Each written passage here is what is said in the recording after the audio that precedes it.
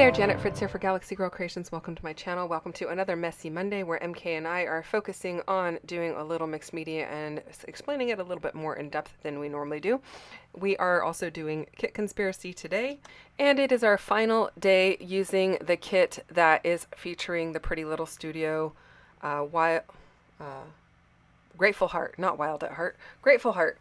If you recall, yesterday in my page, I did some mixed media on, or inking on top of the wood veneer, and I used a piece of paper to pick up my leftover pink ink.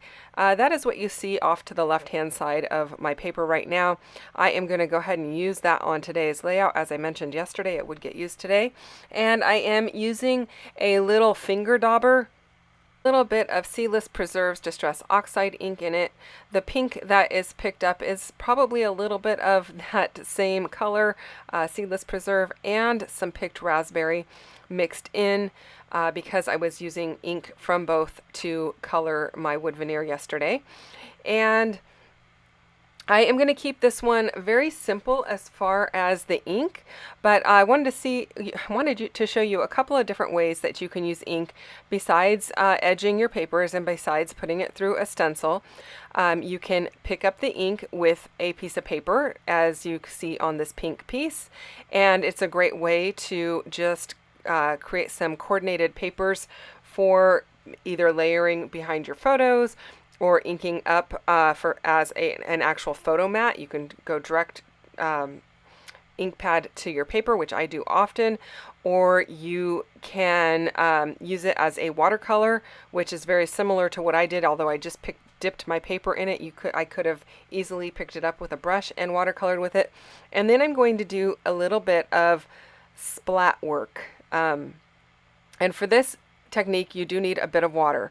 So I am spraying the water directly on to my pad there, and as you can see, I am just tapping it down really fast and hard, and it's creating a splat. Now that one didn't have as much water as I had hoped. I want the splat to be a little larger, so I gave it a third spritz of water. That first one just had 2 little sprays of water, so this one has 3, and now I get a nice big splat. I'm happy with that. You can always test this on a side piece of paper if you're concerned about how big that splat should be, and count how many sprays you put in it. I wasn't really sure how much spray this little mini dauber would hold, but 3 seems to be about the right amount. It does leave a little bit of a dot in the middle unless you go back and do a second smaller little splat.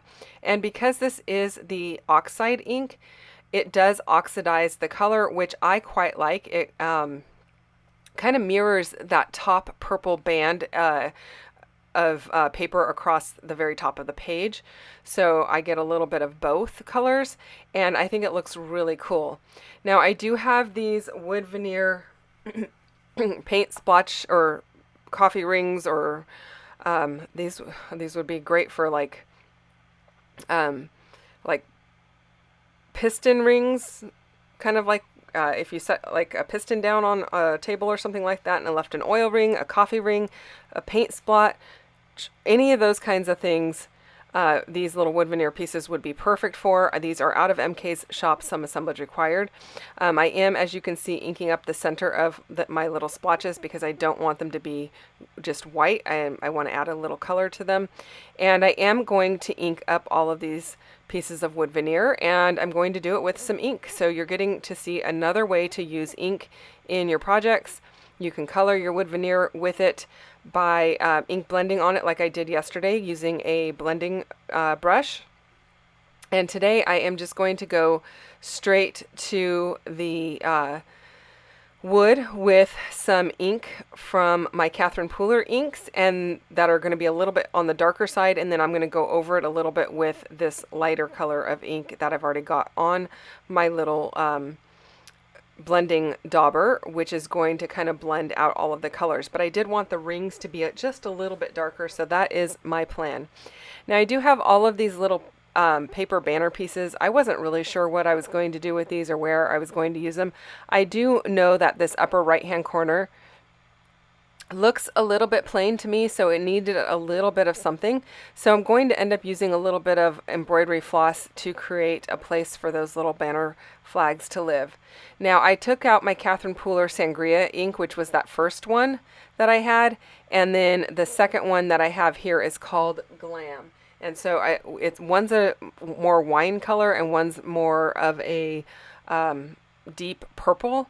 And I'm not doing full coverage of either. I'm just tapping around and then I'm going over it with more of the Seedless Preserves Distress Oxide ink to kind of give it some highs and lows in color. Now the surface area is so little that it's not really in your face or anything, but just the oxide ink by itself was too light. It needed something darker in the background to give it a little bit of depth of color, and I'm really quite happy with the way that it turned out. Now I am documenting this little girl's birthday party, and she has got ice cream running down her chin. It's a really hot day in the middle of summer, and they had an ice cream truck at the birthday party, and so that is why I'm using these ink spots. It's just like the drippiness of the ice cream. Her ice cream is actually blue, so I pulled out some speckled egg distress oxide, which matches those blue banner pieces that I'm bringing in, and blue is her favorite color, so I'm really happy to use that on this layout, and I think it works great. The little polka dots in the background actually do have some blue in them, and the photos lend themselves well to the blue also, and so it's going to play really nicely with the purple that I've got going on, this purple and pink color. And I'm pretty happy with that. Leaving it pretty simple. I had considered going super celebratory with balloons and all of that kind of stuff, but I really just don't think it needs it. I think having these splats is just perfect. I don't really even need a title. This is not the only layout in this series of layouts of her birthday, but there is a big happy birthday banner in it, and she is wearing a shirt that says 6, which is how old she was turning. So I really don't feel like I need a lot of space for a title or journaling.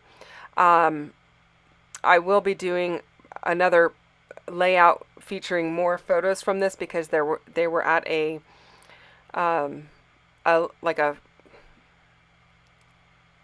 it's a farm, but I guess it's like a small farm where they host events and stuff. And so they had animals there, and then they had a big swing, like a tree swing, and then they had all kinds of other things that you could do, like there was a face painter, and they had like cornhole and all that kind of stuff, all kinds of things for the kids to do there. So I will be doing another page with more of that has probably more of her friends and family members in it, but this page I just wanted it to be just her, so that's what I did. Now I'm adding just a little bit of area for a little bit of journaling by putting those labels on, using more labels out of my kit. And then I'm just trying to decide which color of embroidery floss I want to use. I think I'm going to go with the more dark wine colored one. The other one's a little bit of a muted purple, and since I've got those dark rings, splotch rings, holy moly, I thought I would bring in the darker color. I think it'll play a little bit nicer with it. And then I am just tying it off in the back here, or not really tying it, but securing it off with a little bit of washi tape. I am going to have to move the entire thing a little bit left because my banner pieces need a little bit more room on the right hand side,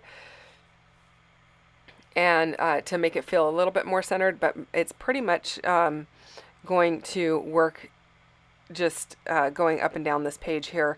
I'm not going to have those little banner pieces go towards the bottom. They're just going to be in that kind of dead space in the upper right hand corner, and I think it works great.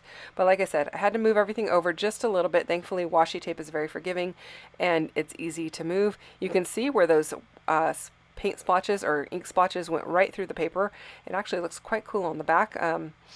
So that might be an interesting technique, just to splotch it from the back and see what happens on the front. I have no idea. Something I might try someday. I did use a little bit of raised foam tape to put behind these little flags because I didn't want the twine to cause a bump in the middle of them.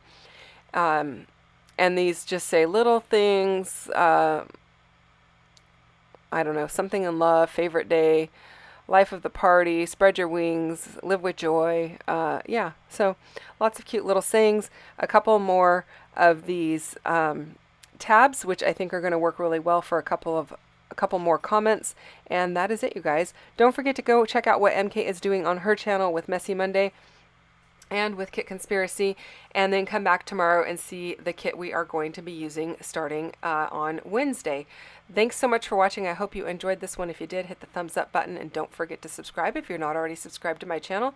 I really appreciate it, and I look forward to seeing you guys again tomorrow. So hit the bell for notifications when that new video comes out, and I will see you then. Thanks again for watching. Take care and have a great day. Bye-bye.